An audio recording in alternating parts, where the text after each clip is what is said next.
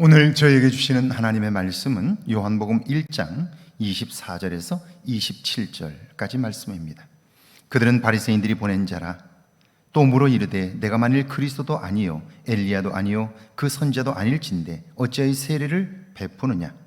요한이 대답하되 나는 물로 세례를 베풀거니와 너희 가운데 너희가 알지 못하는 한 사람이 있었으니 곧 내 뒤에 오시는 그이라. 나는 그의 신발끈을 풀기도 감당하지 못하겠노라 하더라. 아멘. 하나님의 말씀입니다. 할렐루야. 좋은 날입니다. 하나님의 도우심의 손길이 여러분의 삶의 경험되기를 주의 이름으로 축원합니다. 신학교 1학년 때였습니다. 처음으로 읽은 영어책이 있었는데요, 영어를 공부하기 위하여 미국에서 평신도 교재로 사용하고 있는 신학책이었습니다. 그 책은 제가 신학을 하는 동안 그리고 목회를 하는 지금까지도 참 많은 영향력을 미치고 있습니다. 그 책 내용 중 하나가 정통 교리에 관한 것이었습니다. 교리란 성경에는 없지만 성경을 축약하여 얻어진 내용을 누구나 쉽게 이해할 수 있도록 정리한 것입니다. 삼위일체 교리를 생각하면 쉽게 이해할 수 있습니다. 삼위일체라는 말이 성경에는 없습니다.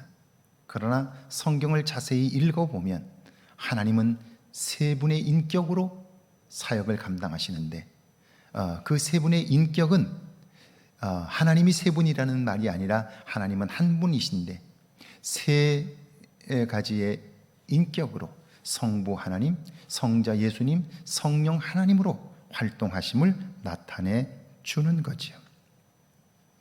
그런데 이런 교리는 처음에 누군가 한 사람의 주장, 생각이었습니다.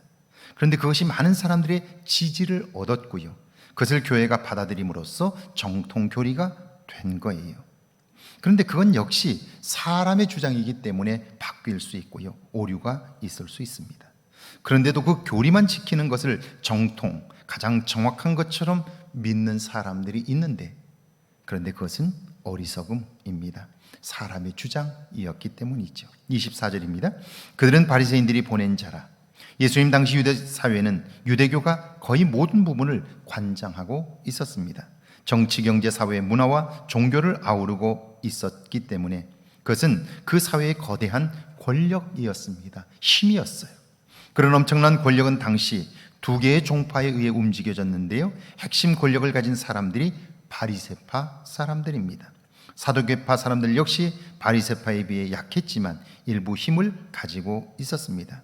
그런데 분명한 것은요, 그들은 모두 하나님의 뜻과 이상을 실현하기 위해 존재하는 사람들입니다. 그런데 힘을 가지면 사람들은 생각이 변질돼요. 자신들이 가진 권력을 지키기 위해 생각하고 말하고 행동하기 때문이죠. 그들은 제사장과 레위인들입니다. 그들은 율법을 근거로 사람을 체포하고 구금하고 벌을 줄 수 있습니다. 그런 그들을 보낸 자들이 바로 바리새인들입니다. 다시 말하면 그들은 자신들이 가진 힘을 자신들을 위해 사용하고 있는 거예요. 25절입니다. 또 물어 이르되 내가 만일 그리스도도 아니요 엘리야도 아니요 그 선자도 아닐진대 어찌하여 세례를 베푸느냐. 그들이 요한에게 묻습니다. 내가 그리스도냐? 엘리야냐? 선지자냐? 아니라면 무슨 권세로 사람들에게 세례를 베푸느냐? 엄중한 질문입니다. 이 질문에 잘못 대답하면 하나님과 율법을 모독했다는 이유로 종교재판에 회부될 수 있습니다. 다시 말하면 우리가 가진 권력을 내가 무슨 권위로 사용하느냐, 이런 엄중한 질문인 거죠. 요한의 사역을 자신들에게 도전하는 것으로 받아들인 거예요. 하나님이 지금 하시는 일이 무엇인가를 관심해야 할 그들이 자기들이 가지고 있는 힘, 그 권력을 유지하려고만 하면서 그들이 하나님에 대한 신앙이 변질되었는데 자신들의 신앙이 변질되었다는 사실을 모르는 거죠. 26절과 27절입니다. 요한이 대답하되 나는 물로 세례를 베풀거니와 너희 가운데 너희가 알지 못하는 한 사람이 섰으니 곧 내 뒤에 오시는 그이라.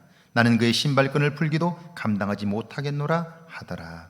이런 그들의 질문에 요한은 겸손하게 대답합니다. 내가 세례를 베푸는 것은 단지 물로 세례를 베푸는 것입니다. 나는 그것을 통해 내 뒤에 오시는 분, 그분의 오심을 선포하는 것입니다. 나는 그분의 신발도 받들 수 없는 존재입니다. 그는 자신을 드러낸 것이 아니라 오실 그분만을 높여요. 우리가 살아가면서 다른 사람을 평가하는 것이 아니라 다른 사람을 높이고 다른 사람의 말을 좋게만 해도 주변에 있는 사람들로부터 우리는 인정을 받게 될 거예요. 하물며 우리가 믿는 하나님을 위하여 내가 손해를 보고 그분을 높이며 그분을 자랑하게 될 때, 겸손함으로 그분을 높이게 될 때, 사람들은 그런 우리의 태도를 보며 우리의 모습을 보며 감동을 받게 될 것이고요. 그리고 내 곁에서 나를 닮으려고 하는 거예요. 영향력이란 나의 선한 것이 다른 사람들의 삶을 바꿔가는 거예요. 하나님을 높이고 예수 그리스도를 증거하며 겸손함으로 그 일을 행할 때 우리의 삶에는 선한 영향력이 있게 되는데요. 그 영향력을 통해서 우리 주변의 사람들이 가까이 오고 교제하게 되는 거죠. 삶이 풍요로워지는 거예요.